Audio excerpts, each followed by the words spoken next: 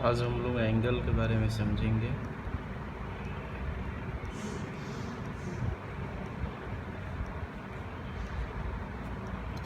Angle क्या होता है? एक राइट ट्रायंगल में अगर एंगल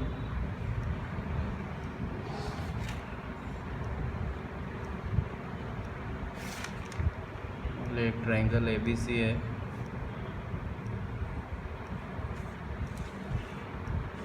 जिसमें एंगल B राइट ट्रायंगल है।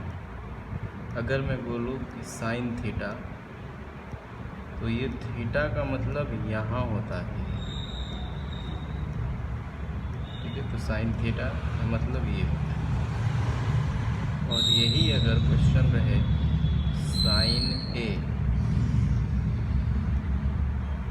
साइन ए बोलेगा तो इसका मतलब एंगल A यहाँ पे है।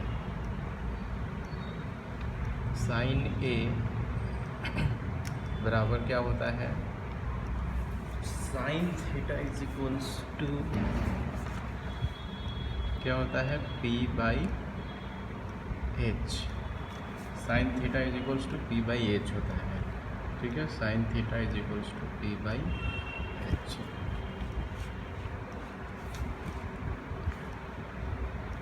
ये P होता है और ये होता है H।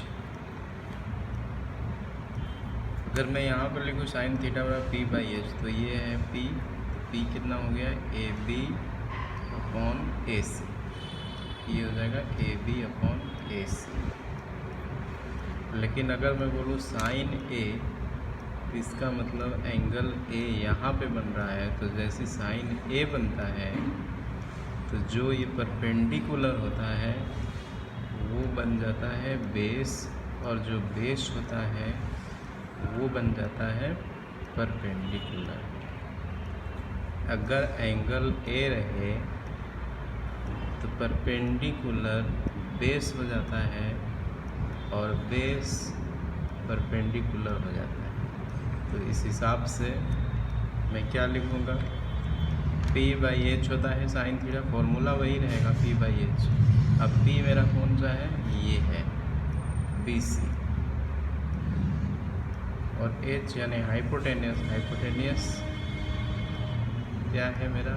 यही है H। हाइपोटेनियस में कोई चेंजिंग नहीं होता है। जो हाइपोटेनियस एंगल A बने या मैं थीटा लिखूँ, हाइपोटेनियस यही रहता है AC।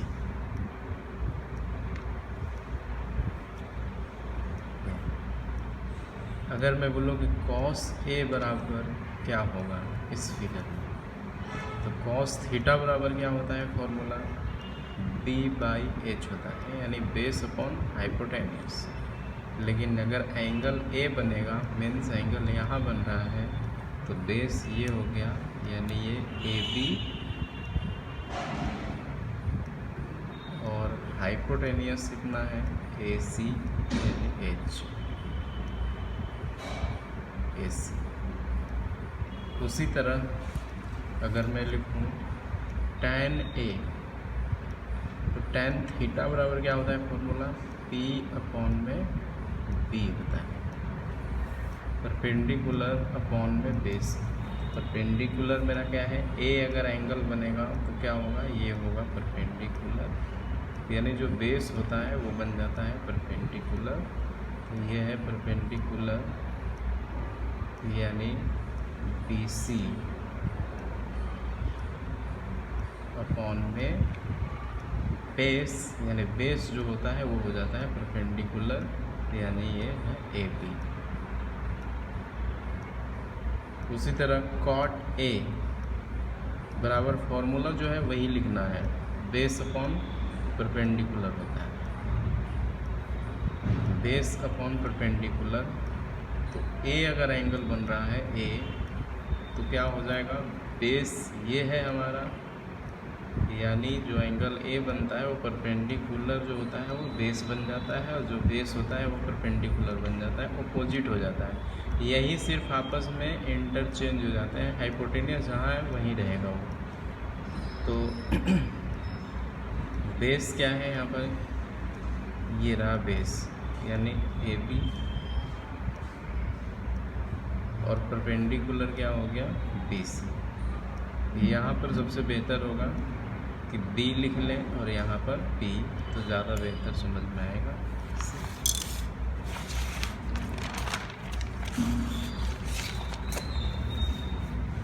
उसी तरह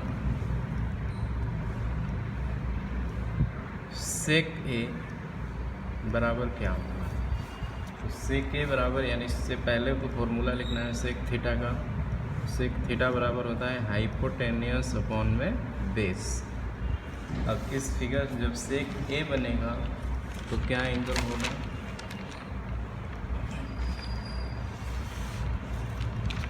ये हाइपोटेनियस है, हाइपोटेनियस में कोई चेंजिंग नहीं होता है। ये ए सी और बेस क्या है, ए बी, ये वाला, तो ए सी अपॉन में A B, A C upon में ए बी। और कॉसेक थीटा, थीटा बराबर क्या होता है, हाइपोटेनियस अपॉन में परपेंडिकुलर। तो हाइपोटेनियस क्या है, हाइपोटेनियस है ए सी और परपेंडिकुलर है बी सी। ये रहा परपेंडिकुलर, ए एंगल बनने से बेस परपेंडिकुलर हो गया है, तो ए सी अपॉन में बी सी,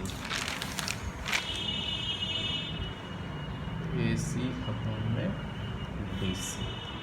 तो ये था एंगल समझना था। अब हम लोग जो है एक्सरसाइज करेंगे 8.1। एक्सरसाइज 8.1 का फर्स्ट क्वेश्चन करने वाले हैं। एक्सरसाइज 8.1।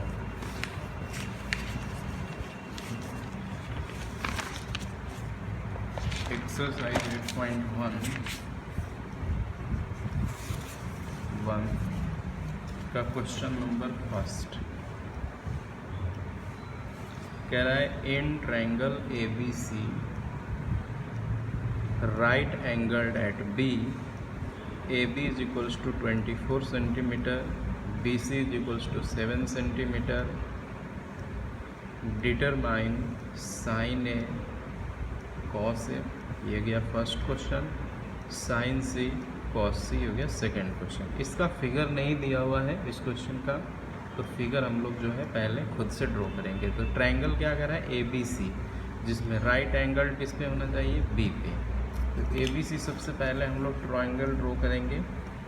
ये रहा ए बी सी ट्रायंगल।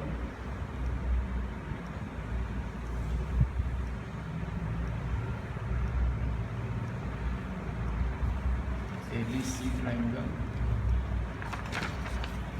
जिसमें क्या कर रहा है, ए बी सी, ये राइट एंगल है। बी को यहाँ पर रखना है जहाँ पर राइट एंगल बन रहा है, यानी 90 डिग्री। तो ए बी सी ट्रायंगल है which is right angled at B. अब आगे जो गिवन है वो हम लोग लिखेंगे। ए बी, ए बी बराबर दिया हुआ है 24 सेंटीमीटर। तो ये रहा ए बी 24 सेंटीमीटर।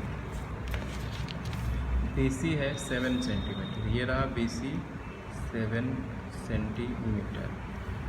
अब कह रहा है determine first question sign A into cos A, ठीक है। और सेकंड क्वेश्चन है साइन सी कॉस सी। अब हम लोग इस क्वेश्चन को बनाएंगे।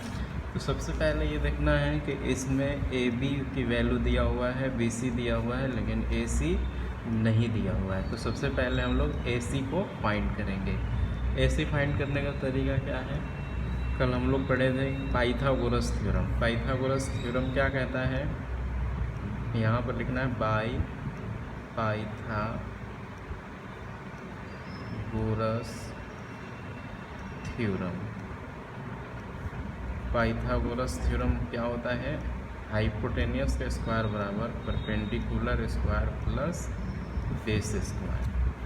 हाइपोटेनियस इस फिगर में परपेंडिकुलर है, ये है बेस और ये है हाइपोटेनियस, ये हाइपोटेनियस। हाइपोटेनियस नहीं दिया हुआ है, यानी हाइपोटेनियस फाइंड करना है, तो इसको ये स्क्वायर लिखेंगे पी। ये रहा पी परपेंडिकुलर होता है, तो ये कितना है 24 का स्क्वायर प्लस बेस, बेस कितना है 7, ये हो गया 7 का स्क्वायर। तो हाइपोटेनियस स्क्वायर बराबर 24 का स्क्वायर होता है 576 और 7 का होता है 49। एच स्क्वायर बराबर स्क्वायर करने पे आता है 625। तो एच इज इक्वल्स टू क्या हो जाएगा, स्क्वायर के बदले इधर रूट आ जाता है 625। एच बराबर 625 को अगर 25 इंटू 25 लिखते हैं तो आ जाता है 625। तो इस दो पेयर में से एक बाहर ले लेंगे, यानी ये आ गया हाइपोटेनियस 25 सेंटीमीटर। तो ये आ गया 25 सेंटीमीटर। अगर नहीं पता कि ये कैसे निकलता है तो एलसीएम इसको निकाल लेते तो पता चल जाता है कितना आता है। अब क्वेश्चन पे आते हैं हम लोग को। फर्स्ट क्वेश्चन क्या है, साइन ए। फर्स्ट क्वेश्चन में क्या निकालना है, साइन ए। साइन थीटा का फॉर्मूला क्या होता है, बताया था, परपेंडिकुलर अपॉन में हाइपोटेनियस होता है, परपेंडिकुलर। लेकिन यहाँ एंगल ए बोल रहा है, तो एंगल ए जो है वो ये रहा, यहाँ पर बन रहा है एंगल ए। तो एंगल ए बनने से क्या होता है कि जो परपेंडिकुलर होता है वो हो जाता है बेस, और जो बेस होता है वो हो जाता है परपेंडिकुलर। यानी ये हो गया परपेंडिकुलर, ये तो परपेंडिकुलर था लेकिन अब ये क्या हो गया, बेस, और ये हो गया बेस जो था, अब ये हो गया परपेंडिकुलर एंगल ए बनने से। तो परपेंडिकुलर कितना है 7, ठीक है। और ये हाइपोटेनियस, हाइपोटेनियस में कोई चेंजिंग नहीं होता है, ये 25 है, तो ये 25 सेंटीमीटर। दूसरा है कॉस ए। कॉस ए बराबर क्या होगा, तो कॉस थीटा बराबर क्या होता है, बेस अपॉन में हाइपोटेनियस। बेस कितना है, ये रहा बेस, जो परपेंडिकुलर था वो बेस हो गया, क्योंकि ए एंगल यहाँ भी है, तो ये हो गया 24 अपॉन में हाइपोटेनियस 25। फर्स्ट क्वेश्चन बन गया। सेकंड कह रहा है साइन सी। तो साइन थीटा बराबर क्या होता है, परपेंडिकुलर अपॉन में हाइपोटेनियस, यानी p/h। सी, तो सी एंगल यहाँ पे बन रहा है, तो यहाँ पे बन रहा है तो कोई चेंजिंग नहीं होता है, जैसे पहले था, यानी ये परपेंडिकुलर होता है, ये बेस होता है, और ये हाइपोटेनियस तो यही होता है, इसका चेंजिंग नहीं होता है। तो सी बनने पर कोई चेंजिंग नहीं होता है, यानी मेरा पहले वाला ये परपेंडिकुलर है और ये बेस है और ये हाइपोटेनियस है। तो परपेंडिकुलर कितना है 24 और एच कितना है 25। दूसरा है कॉस सी। कॉस सी, कॉस थीटा का फॉर्मूला पहले लिखना है। कॉस थीटा बराबर क्या होता है, बेस अपॉन में हाइपोटेनियस। तो ये बेस कितना है, ये चेंजिंग नहीं होगा, सी बन रहा है तो जैसे रहता है पहले की तरह वैसे ही रहेगा ये, यानी ये बेस है, ये परपेंडिकुलर, ये हाइपोटेनियस। तो बेस कितना है 7 और हाइपोटेनियस कितना है 25। तो ये था हमारा फर्स्ट क्वेश्चन जो बन गया। अब आते हैं सेकंड क्वेश्चन पे।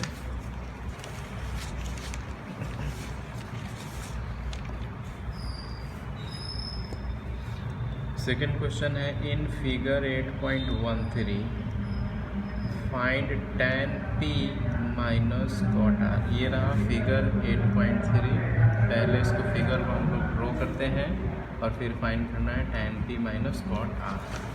पहले फिगर को ड्रॉ कर लेते हैं। क्वेश्चन नंबर 2,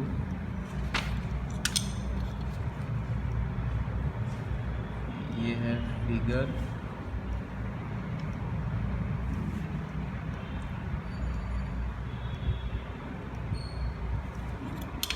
फिगर है पी क्यू आर, जिसमें पी क्यू है 12 सेंटीमीटर, पी आर है 13 सेंटीमीटर, क्यू आर नहीं है। और फाइंड क्या करना है, tan p minus cot r। चलो सबसे पहले इस फिगर में यहाँ क्यू पे राइट एंगल है।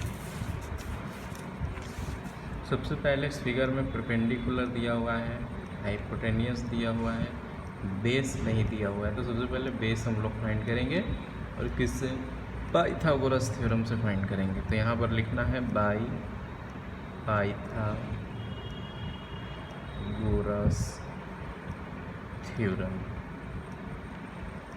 पाइथागोरस थ्योरम का फॉर्मूला लिखना है, क्या होता है, h² is equals to p² plus का b²। तो h कितना है, h ये रहा हमारा 13 दिया हुआ है, तो 13 का स्क्वायर, p² ये रहा p कितना है 12, तो 12 का स्क्वायर, b तो ये रहा, b नहीं दिया हुआ है तो b को b² लिख सकते हैं। अब इसका स्क्वायरिंग कितना होता है, 13 का 169 होता है और 12 का 144 होता है प्लस का b²। क्या करेंगे, 160 माइनस 144 को इधर लाएंगे, 169 माइनस 144 बराबर इधर हो जाएगा b²। तो इसको घटाने पे 9 माइनस 4 5 और 6 माइनस 4 2, तो आ गया 25 इज इक्वल्स टू बेस²।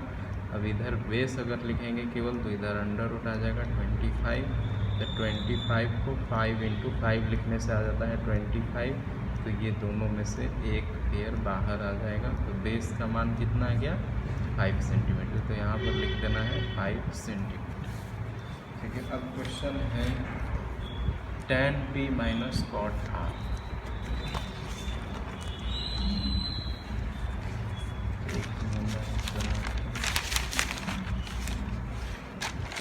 यहाँ पर बना देते हैं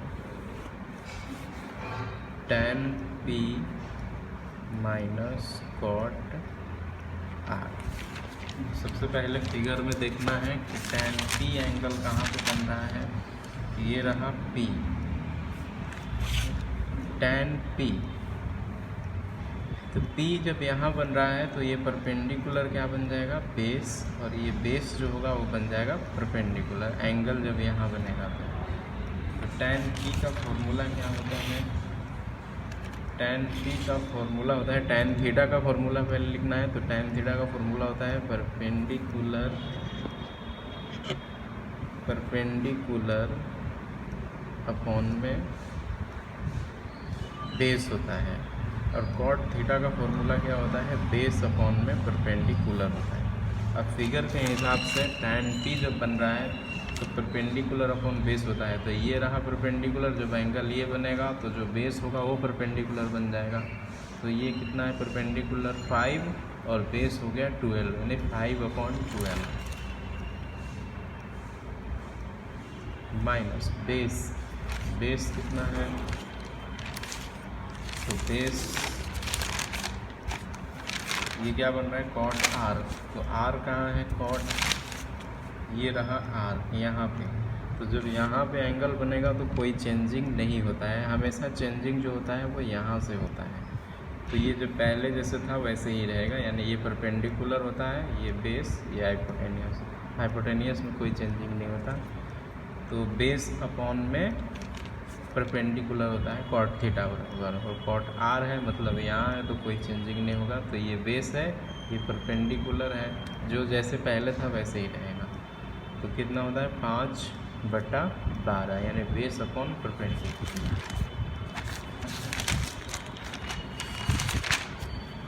5/12। अब ये -5/12, ये +5/12 कट करा गया 0, तो यही फाइनल आंसर है।